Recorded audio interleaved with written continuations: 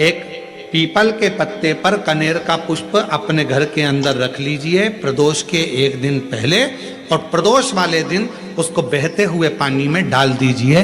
जिंदगी में जो तुम्हारे यहाँ तकलीफ चल रही है, एक उठ रहा है, एक बैठ रहा है, एक बीमार पड़ रहा है, एक ठीक हो रहा है, फिर बीमार पड़ रहा है, फिर ठीक हो रहा है, ये ठीक हुआ, फिर इसको हो गया, फिर इसको कुछ हो गया, फिर किसी को कुछ हो गया, अर्थात शिव का नाम लेकर।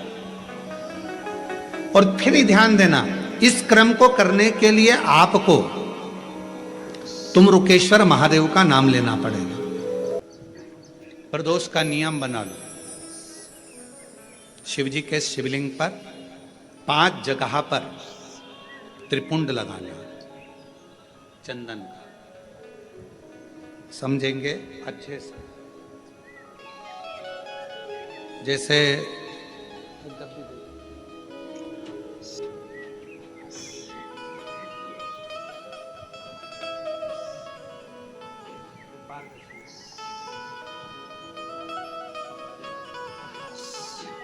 जैसे मान लो शंकर भगवान का शिवलिंग है और ये शिव जी का शिवलिंग है, ये जलाधारी है, ये गणेश जी का स्थान, कार्तिकेय का स्थान, बीच में अशोक सुंदरी का स्थान। शिव जी के ऊपर जो बूंद बूंद पानी जलाधारी में से टपकता है वो शिव जी की 5 लड़कियां। नाम बोलेंगे साथ में, जया, विषहरा, श्यामली बारी, दौतली, देव। शिव जी की 5 बेटी। शिवलिंग में अगर आपने, डॉक्टर ने कहा कि बहुत बड़ी बीमारी है, तकलीफ है, 5 स्थान पर त्रिपुंड लगाना प्रारंभ करो। पहला, दूसरा, तीसरा, चौथा, 5वां। अर्थात शिवलिंग के कहीं पर भी भाग पर आप अगर 4 स्थान पर नीचे भी लगाएं और एक स्थान पर ऊपर भी लगाएं, शिवलिंग के किसी भी भाग पर 5 जगह पर चंदन का लेपन करना प्रारंभ करो। उसी चंदन के भाग में से 5 जगह का नमः शिवाय बोलकर थोड़ा सा चंदन लेकर आइए, कंठ पर और वक्षस्थल अर्थात हृदय पर उसको लगाना प्रारंभ करो। धीरे धीरे धीरे धीरे रोग कंट्रोल में आएगा और दुख मिटना प्रारंभ हो जाएगा। दुख मिटेगा। शिव जी के पंचानंद मुख से पंचाक्षर मंत्र प्रगटा है। कौन सा मंत्र है? सब बोलिए, नमः नमः। डॉक्टर कह दिया बहुत बड़ी बीमारी आ गई, तकलीफ आ गया, रोग आ गया, कष्ट, हम तो कहेंगे शिव पर भरोसा करो। शिवलिंग के 5 स्थान कोई से भी आप चुन लीजिए। 5 स्थान, 1 2 3 4 ऊपर लगा दिया 5, और अगर 5 स्थान नीचे ही लगा रहे हो तो भी 5। कोई भी शिवलिंग में 5 स्थान पर चंदन लगाना प्रारंभ करिए। उस चंदन का भाग नमः शिवाय, नमः शिवाय, नमः शिवाय, नमः शिवाय, नमः शिवाय कहकर थोड़ा सा लाकर हृदय पर, कंठ पर वो चंदन को लगाइए। प्रदोष के दिन ये नियम करेंगे। प्रदोष से अगले प्रदोष तक जो चंदन लेकर आए उसमें पानी डालकर रखना, उसको रोज प्रतिदिन लगाना। फिर अगला प्रदोष आएगा, फिर वो चंदन तैयार करना, फिर अगला प्रदोष आएगा। ऐसे अगर 24 प्रदोष आपने पूर्ण कर लिए तो बाबा की कृपा से रोग धीरे धीरे पूरा समाप्त हो जाएगा और शिव कृपा। प्रदोष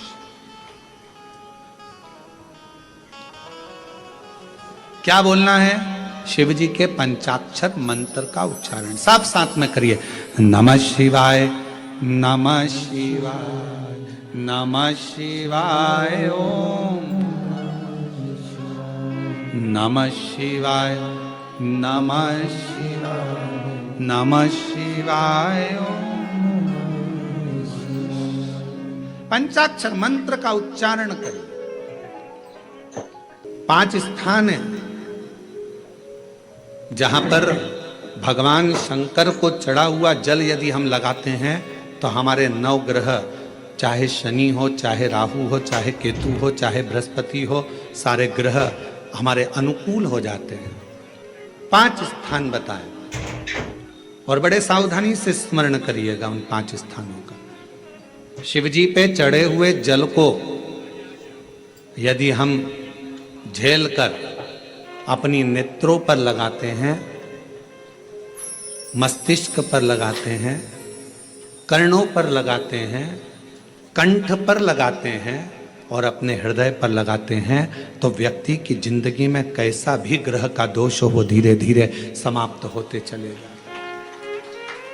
नेत्र, कर्ण, मस्तिष्क, कंठ और हृदय,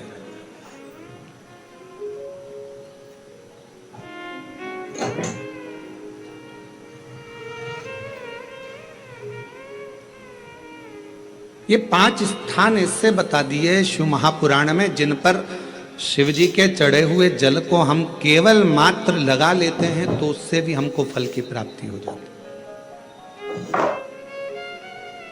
और शंभु शरणे पड़ी मांगू घड़ी रे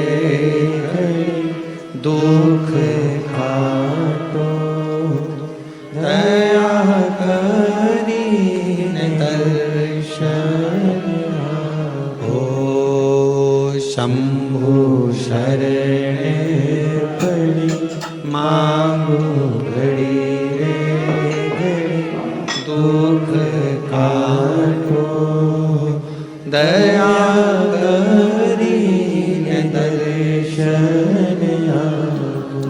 5 स्थान शिव जी को चढ़े हुए जल को लगाने का। पहला स्थान बोलिए, जम के बोलो जरा, नेत्र। दूसरा स्थान कर्ण, तीसरा स्थान मस्तिष्क, चौथा स्थान कंठ और 5वां स्थान अपना हृदय। मात्र ये 5 स्थान शिव जी के चढ़े हुए जल को आप अगर लगा लेते हो तो तुम्हारे ऊपर किसी ग्रह, चाहे शनि हो, चाहे राहु हो, चाहे केतु हो, चाहे मंगल हो, कोई ग्रह आप पर भारी नहीं रह सकता। और एक प्रैक्टिकल कर कर देखना, शिव महापुराण सुना करो तो प्रैक्टिकल जरूर करा करो, क्योंकि आपको मालूम पड़ना चाहिए कहीं सीओर वाला महाराज झूठ तो नहीं बोल गया। प्रैक्टिकल जरूर करो और प्रैक्टिकल का फल मिले तो पत्र में जरूर लिखकर भेजो कि हाँ हमने कथा सुनी थी कोरबा की, और कथा सुनने के बाद मुझे 3 महीने में जो प्रैक्टिकल करा मैंने तो उसका फल मिला मुझे। प्रैक्टिकल करो। जिस लड़की को, जिस लड़के को मंगल है और ब्राह्मण देवता ने यदि आपको कहा कि इनको मंगल है, इसकी शादी में देरी हो रही है, मंगल के कारण अगर शादी रुक रही है, देरी हो रही है, विवाह में देरी हो रही है, तो उस बेटी और बेटे को 3 महीना लगातार शिवजी पे चढ़े हुए जल को इन 5 स्थान पर लगाना प्रारंभ कर दे। 3 महीने के बाद वो खुद कहेगा कि हाँ हमारा संबंध जम गया, हमें मंगल से कोई दोष नहीं लगा। स्वयं शिव कृपा करते हैं, स्वयं शंकर करुणा।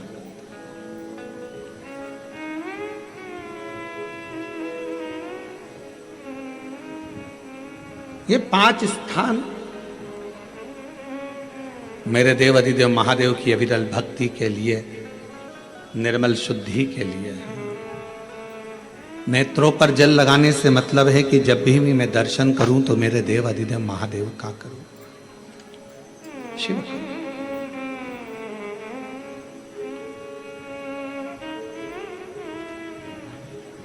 कंठ पर जल लगाने से मतलब है कि मेरे मुख से जो वाणी निकले, और मान लो मेरे मुख से कोई अपशब्द निकल गया तो किसी का बुरा ना हो जाए। कर्णों से जल लगाने से मतलब है कि मेरे कानों के माध्यम से जो शब्द मेरे अंदर जाएं वो मेरे जीवन का कल्याण करें। मस्तिष्क पर जल लगाने से मतलब है कि मेरे भगवान के चरण का जल, उनकी रज मेरे सिर पर चढ़ी रहे और मेरे जीवन में कभी अहंकार ना आए। हृदय पर जल लगाने से मतलब है कि मेरे हृदय में भगवान शंकर के चरणों का वास नित्य प्रति रहे। हमेशा कि वो 3 चीजें कौन सी है जो शंकर के द्वार पर जाने पर मिल जाती है। पहले नंबर पर है मन की शांति।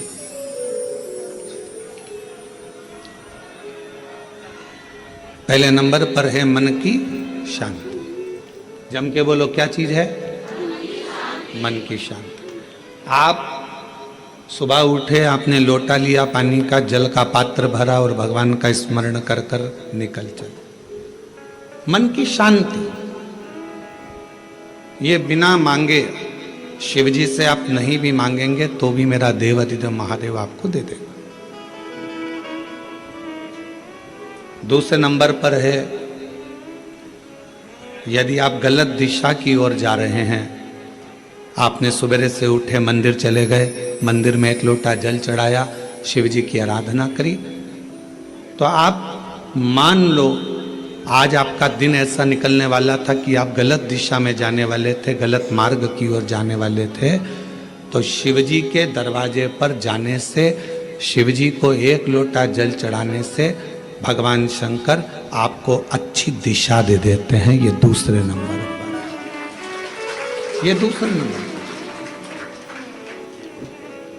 और तीसरे नंबर पर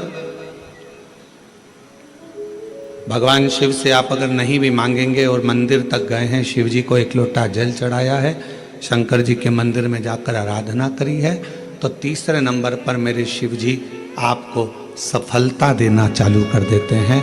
फिर आप पीछे मुड़कर नहीं देखोगे, आप बढ़ते ही चलो। तीन चीजें मेरा देवाधिदेव महादेव बिना मांगे देता, बिना मांगे। कल कथा में एक बात कही थी, आप लोगों ने सुनी होगी कि माता, पिता और देवाधिदेव महादेव ये वृक्ष की जड़ की तरह। जड़ का काम मालूम है ना आपको?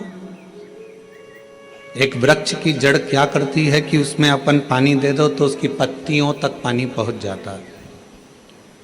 वृक्ष की जड़ में पानी दे दो तो फल तक पहुंच जाता है।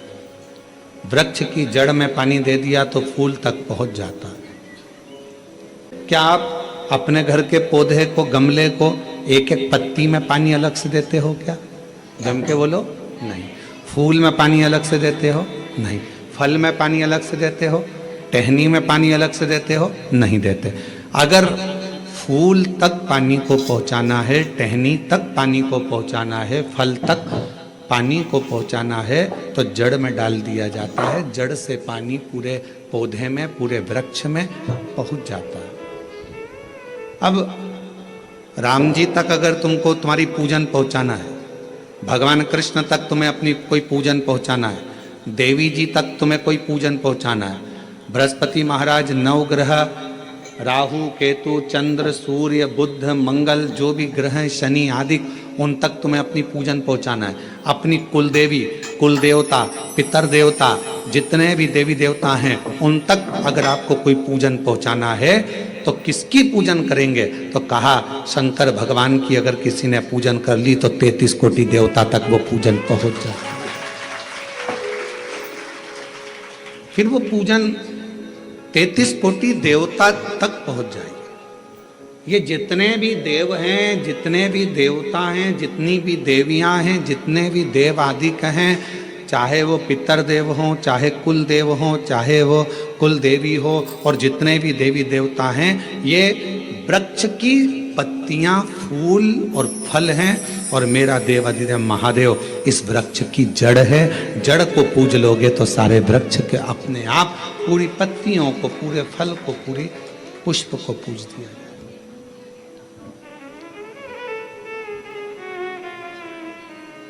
आपको एक बार कथा में कहा था, जब नवग्रह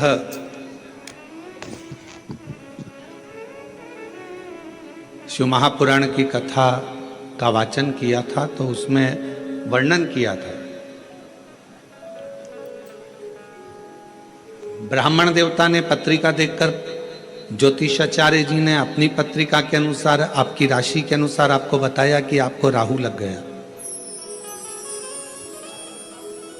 किसी ने कहा आपको केतु लग गया, किसी ने कहा आपको मंगल लग गया, किसी ने कहा आपको बुध लग गया, किसी ने कहा आपको शुक्र लग गया, शनि लग गया। और शिव महापुराण की कथा में रुद्रखंड कह रहा, ऐसा कोई ग्रह नहीं है जो शंकर भगवान के पास आकर अपना विनय नहीं करा। सूर्य देवता ने भी विनय करा, चंद्र देवता ने भी विनय करा, सारे बृहस्पति हो, शुक्र हो, बुध हो, मंगल हो, ये सारे देवता भगवान शंकर से आकर विनय करे थे। तो शिव जी ने इनको वचन दे दिया था कि तुम पूरे नव की नवग्रह मेरे शिवलिंग के पास में होगे, और जो मुझे जल चढ़ाएगा वो नवग्रह देवता अपने आप शांत स्वभाव में हो जाएंगे और उनको फल प्राप्त। ये शिव का वचन। एक पूजे सब पूजे।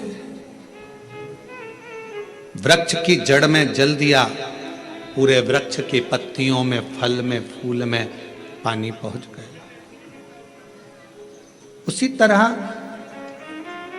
शंकर भगवान का यदि भजन करा है, शिव जी का यदि स्मरण करा है, शिव नाम का यदि जाप करा है, शिव नाम में अगर हम आप डूबे हुए हैं, तो ये मत सोचना कि हम राम जी को छोड़ दिया, या हम कृष्ण जी को छोड़ दिया, या हम देवी जी को छोड़ दिया, हमने पार्वती जी को जल नहीं चढ़ाया, हमने गणेश जी को जल नहीं चढ़ाया, हमने कार्तिकेय को जल नहीं चढ़ाया, हमने नंदी को जल नहीं चढ़ाया, हमने सूर्य नारायण भगवान को जल नहीं चढ़ाया, हमने चंद्रदेव की पूजन नहीं करी, तो हमको दोष लगेगा। ना ना ना, शिव महापुराण की कथा कहती है, यदि आप अपने घर से एक लोटा जल भरकर शंकर जी को समर्पित करते हो तो सारे देवताओं की आराधना पूजन अपने आप होती चली जाती है, अपने आप।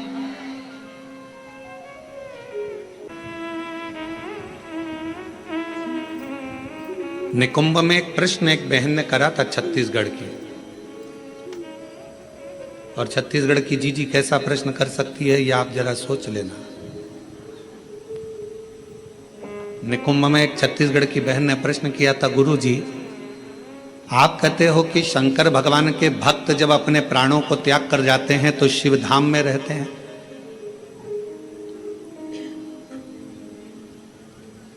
और हमने नेट पर सर्च करा तो पूरे विश्व में 70% मनुष्य शिव के भक्त हैं, केवल 30% मनुष्य ऐसे हैं जो अन्य भक्त हैं।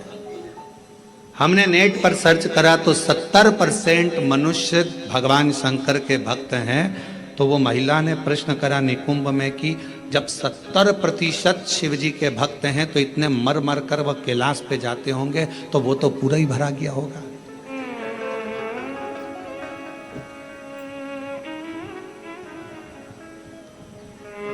शिव जी अपने भक्त को कहां रखते? भगवान शंकर अपने भक्त को कहां रखते हैं? तो यदि मेरी बहन अगर कथा सुन रही होगी निकुंभ वाली जिसने प्रश्न किया था, अगर वो कथा सुन रही हो तो उनसे कहूंगा मेरे शंकर भगवान अपने भक्त को कभी भी कैलाश में यहाँ वहाँ नहीं रखते, अपने भक्त को भगवान शंकर अपने दिल में रखते हैं, जहाँ पार्वती जी का स्थान है, जहाँ माँ जगतजननी पार्वती जी का स्थान है, उस स्थान पर भगवान शिव अपने संपूर्ण भक्तों को रखते हैं। फिर कहा अगर ये भक्त अंदर रखे रहते होंगे तो भगवान इन भक्तों को, तो हमारा निवेदन है, बहुत सारी केरियां आना चालू हो गई है, अचार डालने का समय आ गया, और कुछ कुछ मेरी जीजियों ने जीजाओं ने तो डाल भी लिया होगा।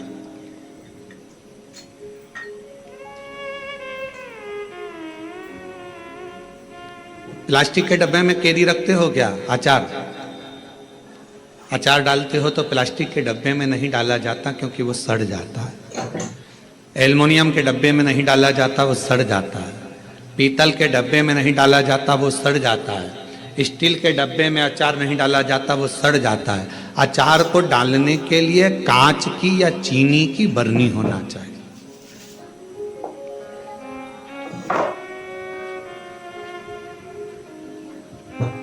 अचार को डालने के लिए कांच की बरनी हो या चीनी की बरनी हो, और उस अचार में मसाला भी रहता है ज़्यादा मात्रा में तेल भी रहता है, ज़्यादा मात्रा में नमक भी रहता है, पूरा मसाला उस अचार की बरनी में रहता है, फाक तो कम रहते हैं। और वो अचार की जो फाक है वो हर किसी को नहीं दी जाती। अचार हर किसी के आगे परोसा भी नहीं जाता। कोई खास आता है तो अचार दिया जाता। और अचार खाने का भी तरीका, किसी को फाक पसंद आती है, किसी को मसाला पसंद आता है, किसी को तेल पसंद आता है। उसी तरह भगवान शिव की कथा कहती है, शंकर जी कहते हैं माँ पार्वती जी से जो मेरा भक्त है उसको मैं अपने हृदय में रखता हूँ और देख लेता हूँ जिस जगह पर भजन की कमी होती है, शिव नाम की कमी होती है, वहीं पर अचार की एक फाक निकाल कर पटक देता हूँ और दुनिया के लोग वो अचार की फाक को चाटना प्रारंभ कर देते हैं। अब ये कथा हो क्या रही है? ये शिव महापुराण की कथा, ये भगवान की कथा अचार की फाक है और आप और हम सब उसको चाटने के लिए बैठे हैं। किसी को भजन में मजा आए, आनंद आएगा, किसी को भगवान के दृष्टांत में आनंद आएगा, किसी को फाक में, कथा में आनंद आएगा। सबका तरीका अपना अपना है, सबका तरीका।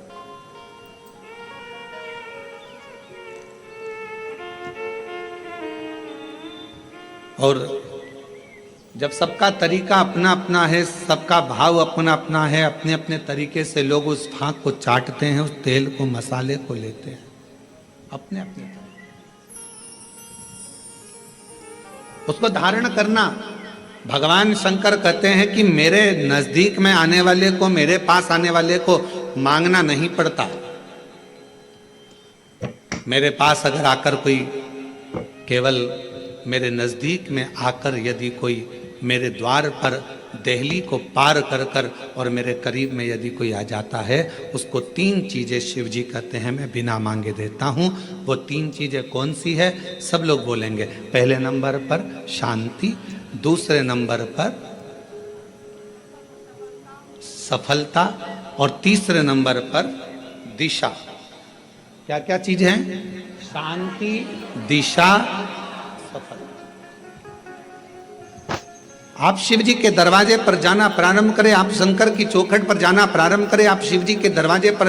अभी आप लोग शिव महापुराण की कथा में आए हो, किसी किसी को हम दिख रहे होंगे, किसी किसी को नहीं दिख रहे होंगे।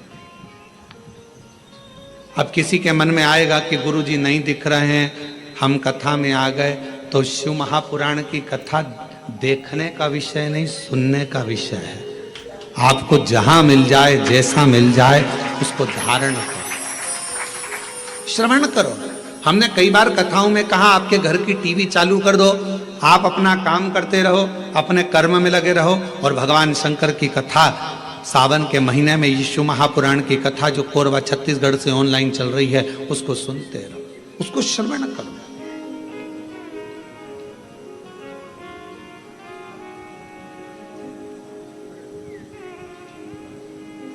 एक कथा जब एक आपके यहाँ आते समय गांव पड़ा था, वहाँ होने वाली थी और वहाँ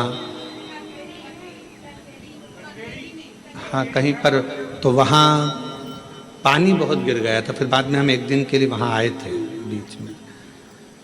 वो कथा कैंसिल होकर वो कथा चली गई थी राजनांदगांव में।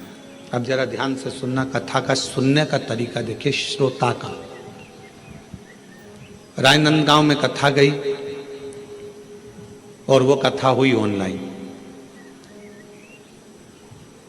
ऑडिटोरियम से वो कथा चल रही थी। एक महिला, उसका पति, उसका कोई काम हो गया था और उसने वहीं पर कह दिया था ये कथा में यहीं आपके पास में होने वाली थी, तो वो कथा वहां नहीं हुई। जहां होगी मैं वहां पहुंचकर उस कथा को सुनूंगी।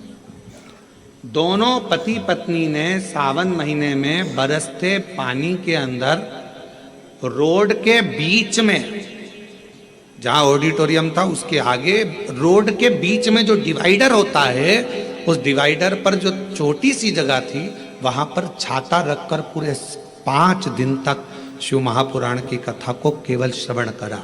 हम उसको ना तो दिखे और ना हम उससे। जब सूचना मिली तब रात्रि के समय, क्योंकि दिन में तो भीड़ रह जावे, अब रोड पर लोग सूचना मिल जाती है लोगों को तो फिर लोग एकत्रित होने लगते हैं, ध्यान बल्कि प्रशासन संभालता। हमने प्रशासन से कहा कि बेचारे रात्रि के हम 5 दिन से वो कथा सुन रहे हैं और रोड पर बैठे हैं, मिलना है उनसे। उन्होंने कहा गुरुजी भीड़ बहुत हो जाएगी। हमने कहा रात को कौन जा रहा है, चलो। रात्रि का समय